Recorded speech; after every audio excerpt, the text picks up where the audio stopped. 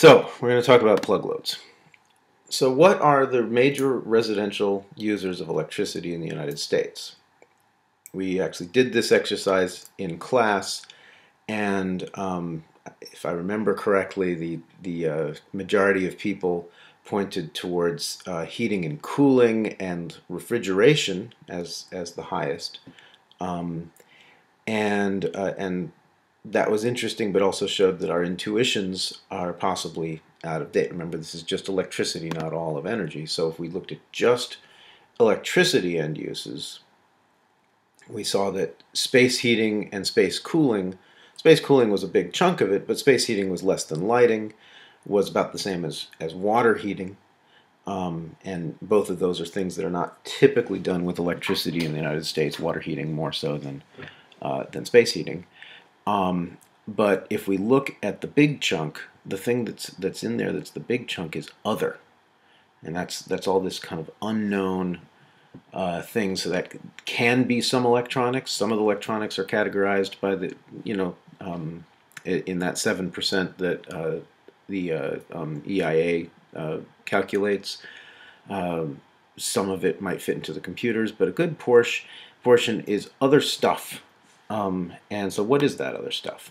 So more than 2/3 of that other stuff may be phantom or standby loads and low power mode. And these are all various modes that electronics take so that when they're plugged in, they're still drawing power even when they're not actually doing what they're supposed to be doing. And so the purpose of the assignment was to have you catalog some of those things and get a sense of what they were and a sense of proportion and relate that to your own house or own life. But let's take an example and look at home offices. So this is a possibly typical use of power in a home office. So when everything's turned on, the printer, the fax, the scanning device, the computer, all these things that might be on in a home office, we're at about 185 watts. So that's not including the lighting and that sort of stuff, just the equipment. 185 watts, which adds up to about 270 kilowatt hours per year, which it is possible to actually find a refrigerator that uses about that much per year as well. Most Energy Star refrigerators do use a bit more, but it's possible. So, but that's for operating for maybe 3, maybe 4 hours a day that everything's on. But for a much bigger portion of the day, it's either not on, or it's on but not really doing anything. So the portion that's the idle mode. So when the scanner's not actually scanning, the fax is not actually faxing, the printer's not actually printing.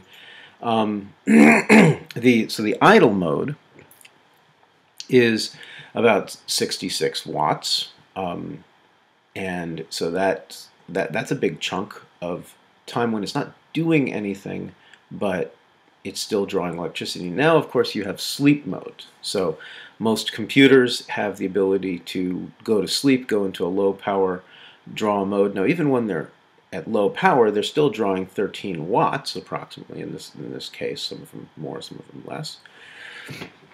But they're doing it for many more hours per day, about twice the amount of time that they're actually active doing anything. And then you have an even lower power mode called standby mode, and that's when everything has been technically turned off, but there are bits and pieces that are still on waiting for you to turn them on, keeping themselves active, maybe just looking for a signal. Maybe that 1.7 watts is simply a device waiting for an infrared signal from a remote control of some sort that powers it on. And so that device, while it's waiting, is drawing some power. So that's the picture, and so let's look at energy use. Now this is energy use, not electricity, but energy. So all different energy inputs that are related to lighting appliances and electronics. Okay, so appliances include space heating. All right, so this is most everything. So Oh, I'm sorry, I phrased that wrong. So this is, we're interested in that purple band. That's the story I'm trying to tell here. So in that purple band, we have appliances and electronics, while we actually are using almost the same amount of total energy in houses in 2005, which is when we had the most recent survey, and 1978. We can see that a much bigger portion of it was space heating in 1978, and so we've done a pretty good job reducing the amount of energy used for space heating. Air conditioning, on the other hand, it has increased dramatically, and part of the reason for that is that we have more people living in the South, and part of the reason for that is we just have more air conditioning everywhere. Water heating requirements have increased. Some of that is just population growth, right? If everybody needs to take one shower a day, and we have a lot more people, I actually don't know what the population change was from 78 to 2005, but we have a lot more people. Some of that is just going to be water heating is going to be built into the population. Now, we could get a lot more efficient with our water heating, and that's what we have to do. But if we look at appliances and electronics, we see a really dramatic jump in both the absolute amount of energy used and as a percentage of the building of the residential energy use. So that's pretty dramatic, and that's all electricity. And let's remember that anytime we're looking at electricity, if it's the end use, we can roughly multiply it by 3 to get to its primary energy. So why? Well, one is we have a lot of gadgets. So in 2009, when this particular survey was done, the average household has about 2 televisions, but there are a whole lot of households that have 3 and 4 and 5 televisions. The average household has only 1 computer, but there are a whole lot of households that have 2, 3, and even 4 or 5 computers. So, but obviously, we have a lot of households with computers. Interestingly, we also have a lot of households with no computers. And from a social point of view, what does that mean in terms of access to information and engagement with civil society? That's not an energy question, but it is a social question. But we see a dramatic increase in the number of rechargeable electronic devices. And of course, that's 2009, where, if you just think about it, smartphones came out in 2007, so they were still relatively new. Think how many more people have smartphones and tablets now than had in 2009. I don't even know if there were tablets actually in 2009. So a tremendously larger growth in rechargeable electronic devices. And of course, TV, it's not just how many TVs, but it's how many hours are they running. So first of all, we have a lot of TVs. Most of the TVs are 21 to 36 inches, but really almost the same number, almost as many, are 37 inches or more. In other words, we have a lot of really large screen TVs. And generally, as a rule of thumb, the bigger the TV, the bigger the screen, the more power it consumes. But not only that, Americans watch a tremendous amount of television. The average watches 3 to 6 hours, and you know that on weekends the curve is towards the 6 to 10 hours range. So more people on the weekends watch more TV. In other words, basically, if we have any free time, if we're not working, it's a big portion of our population that's watching TV. Now think about this in terms of your own lives, because you're mostly younger. Many of us don't have TVs at all. The idea of watching broadcast television or even cable television is somewhat passé. We have lots and lots of ways of accessing entertainment through the internet, and we also have much more engaged activities. We're not necessarily watching TV in the same way, but does that mean that we're not watching large screens? And does that mean that we're actually acquiring our entertainment in a more energy efficient way? That's worth thinking about, and we're going to look at that. So roughly looking at the pattern from 2009, so this is that energy, that period, you can see that there's been a growth, and not just a linear growth, but a somewhat exponential growth in the energy consumption by TVs. So even though certainly by 2009 people were streaming Netflix, people had various ways of getting their entertainment, the screen on which they were viewing it was still getting bigger and bigger, and it was on longer and longer, and that is the trend. So that's something we're going to have to think about. Not only that, but we have these televisions, so each television is large and getting larger, but on top of that, we're attaching things to them, right? Nobody's watching these TVs using broadcast, over the air like they did in the 1950s and 60s and 70s and 80s, actually up until not too long ago. Most houses have some sort of cable box or a satellite box, right, to connect to your actual television. Almost all of them have a separate DVD player. You'll see there are still DVD, VCR combo players. There are still other types of things.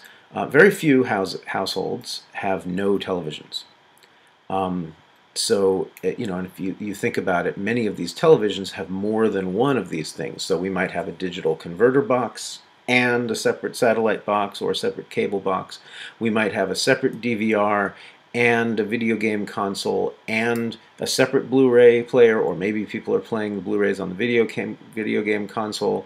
You might have speakers and home theater systems set up. So really, when we think about these things, we really shouldn't think about them separately. We need to think of them as home entertainment centers, because that's what is predominantly happening in American households. That's what, if people aren't doing it, it's what they aspire to do. And to some degree, they have some portion of these peripherals attached to a screen and to probably a nice speaker system, and that's what we have. So what sort of energy do these things use? Well, if we had a home entertainment system, and this study is actually problematic, so this is something I'm actually hoping to work on to make this more realistic. But let's get into the basics of this first. So the assumption here is that that the home entertainment system, when it's in use, uses 250 watts. Now the assumption here is that it's only being used for 2 hours, but we already know that the average is somewhere between 3 and 6 hours. But let's put that aside for a moment. So that results in about half a kilowatt hour per day of consumption when the entertainment system is in use. But there's a much longer period of time when the entertainment is not in use, and part of that is because the DVR and the cable box, and I assume everyone knows what DVR is. It's a digital video recorder. This is your TiVo, or many cable boxes now do DVRs as well. So when it's not in use, the set-top box is still on, and the other portions of the system may also be on. So in this particular example, we've got 85 watts, but it's on for many more hours. So that means that the hours when it's not in use, when no one's doing anything with this, it's using 1.87 kilowatt hours per day. So if you think about that, the total annual energy use calculated for this system is 865 kilowatt hours per year, which is more than your typical refrigerator. Just this one home entertainment system. And this is assuming that it's only actually used for 2 hours per day. Well, what if we could turn that DVR off? What if we had a load sensing power strip? So what these do is you plug everything in, including the master, and the television is usually the master. So when you turn the television off, it senses a load drop, and it turns off all of the other outlets. In this case, it would be the energy-saving controlled outlets, or the green ones, and the red ones are the always-on outlets, and we'll talk about those in a second. So you could plug this in, and this might cost you about somewhere in the range of $50. And you plug this in. Now a portion of the home entertainment system is off. So now you have the home entertainment system is still on for those 2 hours. It's still consuming the half a kilowatt hour per day, but we've reduced the rest of the system power consumption when it's not on. So we've reduced it to 1.19 kilowatt hours per day, which is a reduction. Now our annual energy use is 621 kilowatt hours per year, which is a slightly better, it's a pretty decent but large refrigerator, if as an equivalent. But that's not a whole lot better, and we're still using electricity during periods of time when we're not doing anything with it. Well, what if we added a timer? So this one I found, $16, $17. You add a timer to the master so that the whole thing can shut down. Everything can shut down, and just like the programmable thermostats we talked about, it can be set to turn on 15-20 minutes before you get home, and then you would never realize that that your system had been turned off. You come home, you sit down, you click the remote, and the thing turns on as though it had never been off. So that's one solution. Let's see what that does. Well, that does a pretty dramatic reduction, because now the home entertainment system, when it's in use, is using the same amount, but there are much fewer hours when most of the rest of it is on but not in use. In this case, it's an estimate of about 2 hours, and we could trim that one way or in the other. But the big chunk of time, instead of using whatever this was, 54 watts, we're using 4.5 watts, and we're using that lower amount for 2 hours. So now, instead of 1.5 kilowatt hours per day, roughly, we're using about 0.09 kilowatt hours per day. So that's pretty dramatic. And now the total annual energy use is 255 kilowatt hours per year, which is just a little bit more than the usage that it would be if you turned the whole thing off only if you turned the whole thing on only when you were using it and turned it all the way off when you weren't using it. But again, is this realistic in terms of the number of hours per day that it's actually not in use? In other words, are the savings actually as great as this when we know that people actually spend a lot more time with their entertainment system actually on? Doesn't mean it's not worth doing, but this might be loading the dice a bit. One of the things that's typically not shut off, even when they shut everything else off, is the set-top box. So there are 160 million set-top boxes installed in the US. Almost all are owned and installed by the service provider. So in other words, when you get a cable service, they supply the set-top box, and you basically have maybe a choice of 2 or 3 that they offer, but you don't get to choose your own, and you don't get to choose the operating conditions. They are designed to operate at near full power even when the consumer is neither watching nor recording a show. So we spend, as a nation, about $2 billion each year to power these boxes when they're not being actively used. And DVRs typically use 40% more energy per year than a non-DVR, which makes some sense. It's a computer sitting on top of your television. So one question is, like, who should be paying the electric bill? You, the consumer, are paying the electric bill, but it's the service provider who requires this set-top box to be in your house in order to stream, in order to send the entertainment or the data to you, to your home entertainment system. And of course, they don't pay the electricity, so are they going to specify a very efficient set-top box Probably not. So if you look at this typical household set-top box configuration, so this is one HD DVR and then one HD set-top box. So this is the typical house has two televisions. Both televisions have to be connected by a set-top box in order to get cable. One of them is a DVR. That average annual energy use for that typical setup is about 446 kilowatt hours per year, which, for reference, is more than a new Energy Star refrigerator. And not even the very best of the bunch, just, this is about what a new one would use. Now, you could get a single HD DVR set-top box, and just the set-top box alone, not with this household configuration, just the one HD DVR is using 275 kilowatt hours per year. It is possible to get an Energy Star set-top box now, and this is something of an improvement, and you can get them all the way down to 171 kilowatt hours per year, but that's still a whole lot. If you consider that, the light in that room might use 17 kilowatt hours per year. So what can we do to reduce that?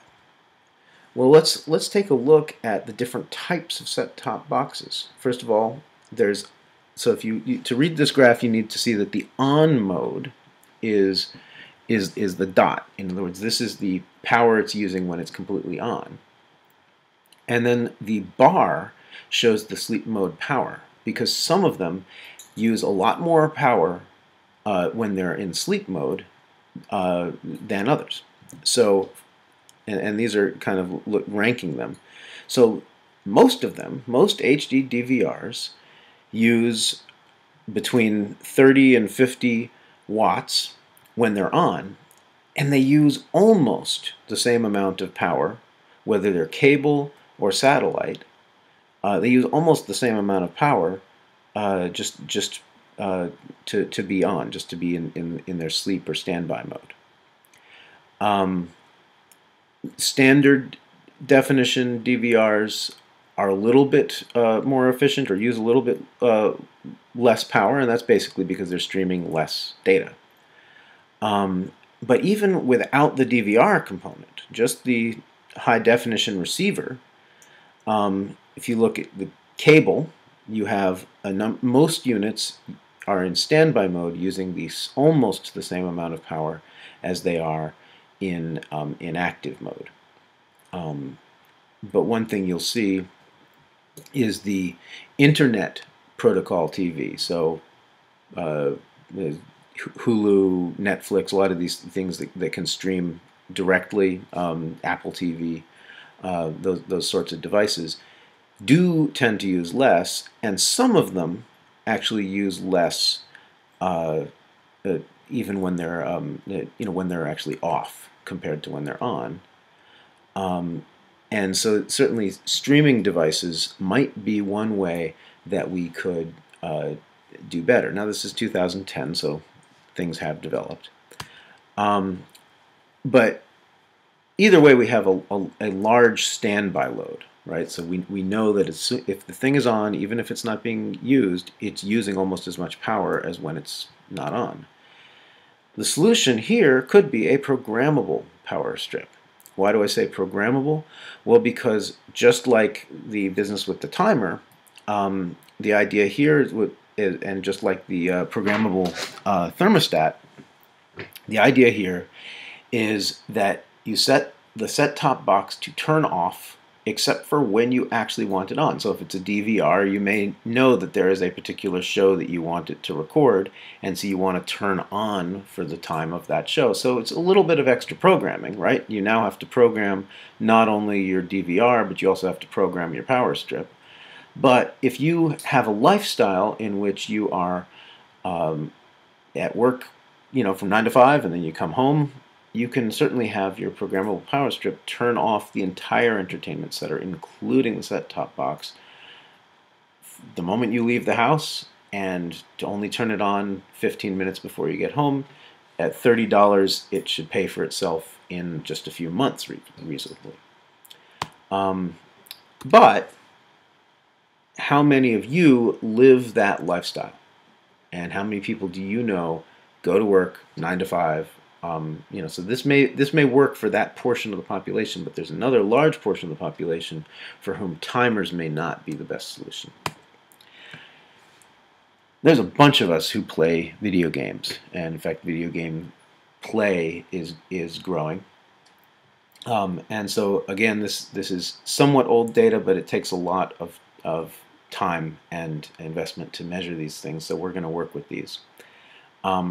So at the date that this was done, I think it was 2009, 2010, about 40% of the market share went to the Sony PlayStation 2. By now, I'm sure the PlayStation 3 has gained in market share. But you can see the general distribution of these things. But generally speaking, some form of PlayStation and some form of Xbox dominate the game console market. And let's look at these game consoles and their consumption. So in active mode, PlayStation 3 uses an incredible 190 190 watts of power in active mode. In idle mode, it barely uses any less. Now, they did a little bit better. By 2009, they'd improved it a little bit. But if you look at the Xbox also uses an incredibly large amount of power when it's on and when it's off in idle mode. Only when it's truly off is it using a very, very small amount of power. Nintendo, for a number of reasons, mostly having to do with resolution basically resolution, the Nintendo products all use a whole lot less power, but they're also less popular, at least at this point. So a lot of people know that you can play Blu-ray videos on your on your game consoles. So if you look at the Sony PlayStation, if you were to play a Blu-ray on it, so this is just playing the Blu-ray, so it's not really using it as a game console. It uses a lot more power than if you took the same brand of Blu-ray player and only played Blu-ray on the actual player. So just by being on, even though it's not working as a game console, there's a tremendous kind of overhead of power consumption involved with these the game consoles. So using these as a multifunction device may have some downsides. So you can control the console power consumption really, really easily. You shut it all the way down. So you just plug it into a cheap, simple, standard power strip and turn it all the way off when you're not using it. And that's at the least complicated, most energy efficient way to do it.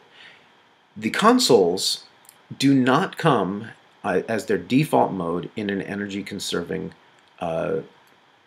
mode. However, there are ways for each of these consoles, there are a series of menus you can go through to select a standby mode so that it can automatically shut down to a lower consumption level if you program it to do so. And so if you go to this website, nrdc.org /energy/consoles/contents, you can find guidance on how to set those up on your own game consoles. So what can we do about this? We have all these electronics. We have set-top boxes where the purchasers of the set-top box have no incentive to buy an energy-efficient one, and therefore the manufacturers of the set-top boxes have no incentive to manufacture one. And we have game consoles, which again, they are being purchased for the games that you can play on them and the experience, and not for their energy efficiency. So again, the manufacturers have no incentive to make a more energy efficient appliance. Well, the same was the case about refrigerators. The refrigerator manufacturers, their chief interest was to make a refrigerator that you wanted to buy. And there was a time when the biggest energy hog in any house was the refrigerator, with hands down. And it's not the case now. And I guess my point in this parable that I'm about to tell you is that effective government action actually can work. So in 1975, the Energy Policy and Conservation Act mandated the DOE, the Department of Energy, promulgated efficiency standards for household appliances. It just said, these are the standards, here's what they ought to do. Following that, the National Appliance Energy Conservation Act established energy conservation standards for refrigerators, refrigerator freezers, and freezers. So now there was a national policy.